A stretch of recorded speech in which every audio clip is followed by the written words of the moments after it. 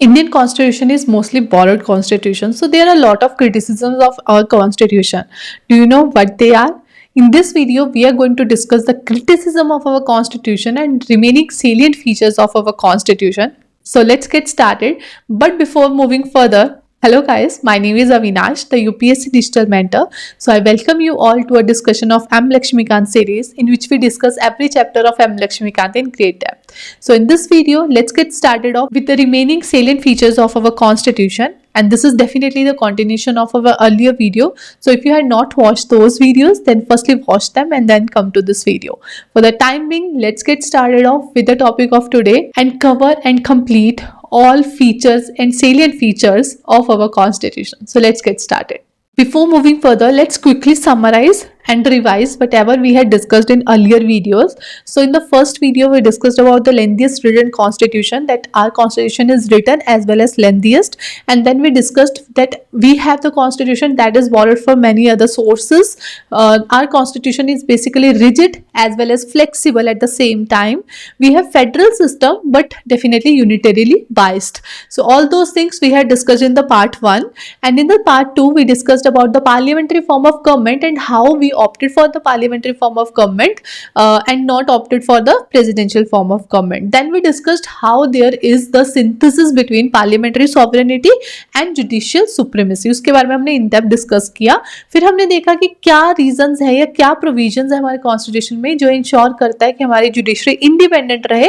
And along with that we discuss कि हमारी judiciary integrated है. Then we discussed about the fundamental rights, DPSPs, fundamental duties, and how Indian state is a secular state along with universal adult franchising. And in this video, let's get started off with the number one feature for this particular video, that is single citizenship. हमें पता है जो India में brotherhood है उसको ensure करने के लिए जो हमारी सिटीजनशिप है वो सिंगल रखी गई है. क्योंकि देखो अदरवाइज वैसे ही इतनी सारी क्योंकि हमें पता है राइट कि जब हमारी डिसइंटीग्रेशन हुई है इंडिया में स्टेट्स की तो वो लैंग्वेज के बेसिस पे हुई है और हमारे में इतनी डाइवर्सिटीज है. तो उस केस में अगर हम स्टेट्स की सिटीजनशिप रख देंगे तो वो अपने आप को एक इंडिविजुअल आइडेंटिटी बना के कहीं ना कहीं इंडिया की यूनिटी को थ्रेट हो सकता है. इसलिए इंडिया में सिंगल सिटीजनशिप का प्रोविजन है जो डेफिनेटली एक स्पेशल फीचर है हमारे कॉन्स्टिट्यूशन का. देन इंडिया में वर्किंग को स्मूथ रखने के लिए या हमारी इलेक्शंस को स्मूथ रखने के लिए बहुत सारे इंडिपेंडेंट बॉडीज भी हमारे पास हैं. उसमें से कुछ एग्जांपल्स है इलेक्शन कमीशन. कि इलेक्शन कमीशन देखो उनका सबसे क्रूशियल रोल है हमारी पॉलिटी में. अगर इलेक्शन ही जो है क्योंकि हमारी डेमोक्रेसी है राइट, अगर election he free and fair नहीं होंगे तो क्या हम ट्रू डेमोक्रेसी बन के रह पाएंगे. इसलिए इलेक्शन कमीशन का जो काम है वो बहुत इंपॉर्टेंट बन जाता है. और इलेक्शन कमीशन एक इंडिपेंडेंट बॉडी है इंडिया के केस में जो इंडिपेंडेंटली ये इंश्योर करती है कि फ्री और फेयर इलेक्शंस हो सके. Then we have CAG. Then CAG वो भी एक बहुत इंपॉर्टेंट टास्क प्ले करते हैं या रोल प्ले करते हैं. क्यों? क्योंकि वो हमारे जो सेंटर है स्टेट्स है उनके जो अकाउंट्स है उसे चेकआउट करते हैं कि वहाँ पे क्यों. देखो हमें एज अ इंडिविजुअल नहीं पता चलेगा कि किसने क्या घोटाला किया है या कहाँ पे जो फंड्स थे उनका मिसयूज हुआ है. वो सब पता करने के लिए जो सीएजी है वो बहुत इंपॉर्टेंट रोल प्ले करते हैं. देन यूपीएससी के लिए तो आप लोग प्रिपेयर कर रहे हो so you all must be knowing. UPSC ये इंश्योर करता है कि हायर स्टैंडर्ड ऑफ एडमिनिस्ट्रेशन हमेशा बना रहे और इंटीग्रेटेड वे में ये इंटीग्रेटेड करैक्टर के लोग ही यूपीएससी क्रैक कर पाए और किसी तरह से सर्विसेज में आए. अब देखो प्रॉब्लम्स हर जगह होती हैं उसमें कोई डाउट नहीं है, बट हाँ यूपीएससी इंडिपेंडेंटली काम करता है ये इंश्योर करने के लिए कि क्वालिटी मेंटेन रहे. स्टेट पीएससी है. स्टेट पीएससी इसलिए है कि स्टेट्स में जो एग्जामिनेशन है उसे प्रॉपरली हेल्ड किया जा सके. तो ये कुछ ऐसी बॉडीज हैं जिनके बारे में हमने डिस्कस किया. और भी बॉडीज हैं जो इंडिपेंडेंट बॉडीज इसलिए रखी गई हैं ताकि जो ये क्रूशल एक पॉइंटर्स हैं या क्रूशल स्फीयर्स हैं हमारी पॉलिटी के उनकी इंडिपेंडेंस या उनकी वर्केबिलिटी उनकी एक तरह से एक लेवल जो हम बोल सकते हैं क्वालिटी वो सब मेंटेन करके रखी जा सके और वहाँ पे कहीं भी एग्जीक्यूटिव पार्लियामेंट ये अपने फेवर के हिसाब से चीज़ों को मॉड्यूलेट ना कर दे. क्योंकि हमें देखो जैसे डेमोक्रेसी है वो बहुत क्रूशल एक हमारी कंट्री का या हमारी पॉलिटी का फीचर है. अगर डेमोक्रेसी को थ्रेट होगा तो पूरी तरीके से हमारे कॉन्स्टिट्यूशन हमारी इंस्टीट्यूशन सबको ही एक बहुत बड़ा थ्रेट हो जाएगा. वैसे ही अगर सीएजी रिपोर्ट जो जारी की जाती है उसके अकॉर्डिंगली ये पता चलता है जो फंड्स है उसका मिसयूज तो नहीं हो रहा।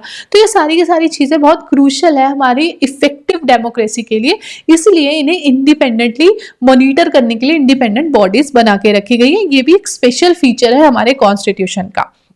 फिर आती है बात इमरजेंसी की। देखो इमरजेंसी प्रोविजंस में हमें पता है कि 3 टाइप की इमरजेंसी हो सकती है, national emergency, state emergency and the financial emergency. Financial emergency by God's grace अभी तक नहीं लगी है एंड वी होप कभी लगे भी ना। बट स्टेट इमरजेंसी जिसे ऐसा सोचा गया था कि बहुत रेयर सर्कमस्टांसेस में यूज होगी, वो लगभग हर जगह लगती ही रहती है। इंडिया में बहुत शायद ही कोई स्टेट होगा जहाँ पे स्टेट इमरजेंसी नहीं लगा होगा, नहीं तो स्टेट इमरजेंसी हर जगह लगती रहती है। एंड नेशनल इमरजेंसी उसके 3 इंस्टांसेस थे और उसके बारे में हम पॉलिटी की जो एनसीईआरटीज है उनमें भी डिस्कस करते हैं। और एनी हाउ इमरजेंसी प्रोविजंस का या इमरजेंसी का एक पर्टिकुलर चैप्टर है, चैप्टर 17, उसमें हम इन डेप्थ डिस्कस करेंगे ये different type of emergency. National emergency जो थ्रू आउट द कंट्री एक तरह से हम बोल सकते हैं, state emergency and third the financial emergency. तो ये हम वहां पे भी डिस्कस करेंगे। बट बेसिकली इमरजेंसी प्रोविजंस क्या बना देते हैं, हमारी फेडरल पॉलिटी को यूनिटरी बना के रख देते हैं, जहां पे सारी पावर जो है वो सेंटर के पास अकोमोडेट हो जाती है।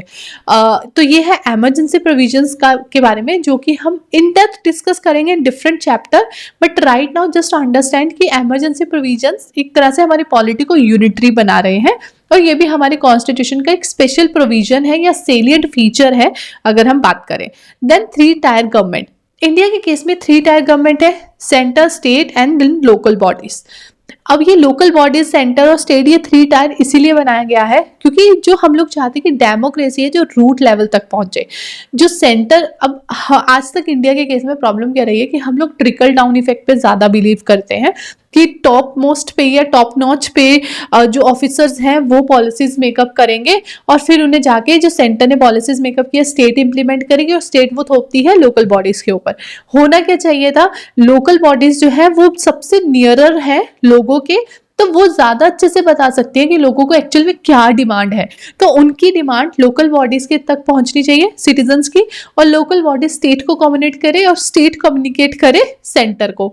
पर हो क्या रहा है, उल्टा। इसी वजह से कहीं ना कहीं इफेक्टिवनेस नहीं दिखती है। बहुत सारी स्कीम्स हैं हमारे पास, बट हम में से ही सिर्फ यूपीएससी प्रिपेयर करने के लिए हम लोगों को पता है कि ये सारी स्कीम्स हैं। अदरवाइज आपके घर में आपके पेरेंट्स होंगे, आपके सराउंडिंग और भी बहुत लोग होंगे जो अवेयर भी हैं, जो न्यूज़ भी देखते हैं, जो अपने आप को इंडल्ज करके रखते हैं एक्टिविटीज़ में, पर फिर भी उन्हें बहुत सारी स्कीम्स हैं जिनके बारे में नहीं पता है।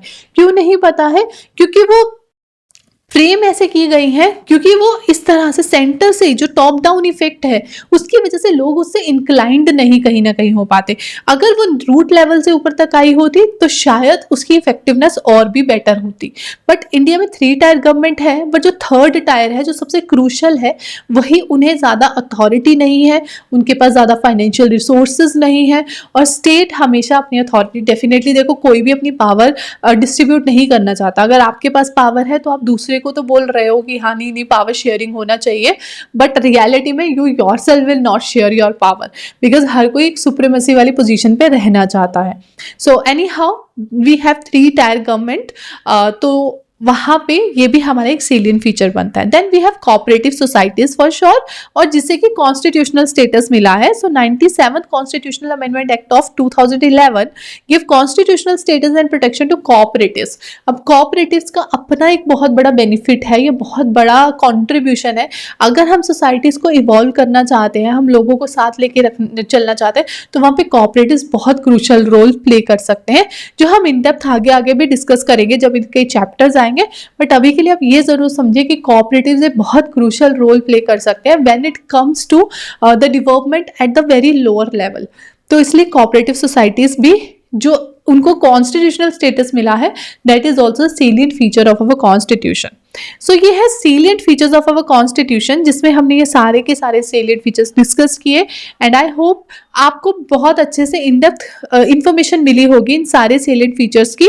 वो हम बाद में भी एक बार समराइज करेंगे, पर अभी चलते हैं क्रिटिसिज्म पे।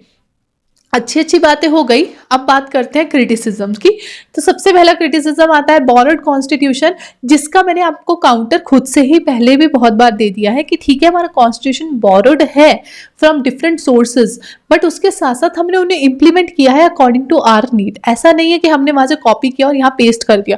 We copied and then we, मतलब before pasting we actually analysed कि हमारी पॉलिटी के हिसाब से क्या होगा, फिर हमने उसमें मॉड्यूलेशन की, then we had pasted, right. तो इसलिए बोरोड कॉन्स्टिट्यूशन है, that is the criticism, but उसका काउंटर ये है कि we had implemented according to our need. Then carbon copy of 1935 act. अब देखो जिस चीज से, अब सपोज इंडिया ने अपना कॉन्स्टिट्यूशन इनेक्ट किया था और इम्प्लीमेंट हुआ था, राइट 1950 में, फर्स्ट कॉन्स्टिट्यूशनल अमेंडमेंट एक्ट आता है 1951 में।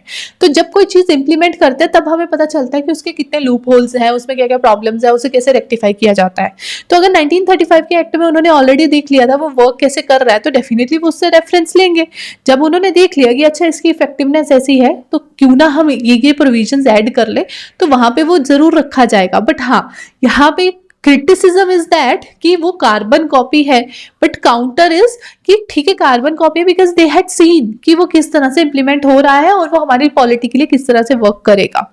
Then un-Indian and anti-Indian, un-Indian and anti-Indian क्यों? As it does not reflect political tradition and spirit of India। क्योंकि कहीं ना कहीं हमने जो रेफरेंसेस लिए हैं वो डिफरेंट जो थ्रू आउट द वर्ल्ड है, जो कंट्रीज है उनके कॉन्स्टिट्यूशन से लिए हैं, तो इसलिए उसे एंटी इंडिया या जो स्पिरिट ऑफ इंडिया है उसके अगेंस्ट में बोला जा रहा है। देन अनगांधियन, अनगांधियन क्यों? क्योंकि गांधी जी जो थे, महात्मा गांधी थे, जो उनकी फिलॉसफी या आइडल्स थे उन्हें कहीं ना कहीं इनकलकेट नहीं किया गया। वो कहाँ किया गया है? जब हम डीपीएसपीज में बात करते हैं वहां पे गांधीयन व्यू इनकलकेट किया गया, बट ब्रॉडर सेंस में हमें कॉन्स्टिट्यूशन में उसकी वैल्यू नहीं दिखती है according to the criticism. But आप देखो ना कि जो ये सेल्फ हेल्प ग्रुप्स हैं, या क्योंकि देखो गांधीयन व्यू, ये गांधीयन आइडल्स एक्चुअल में हम कोर लेवल पे इम्प्लीमेंटेशन में तब मानेंगे जब लोकल बॉडीज को एम्पावर किया जाएगा, जो कि अभी हमें नहीं दिखता है।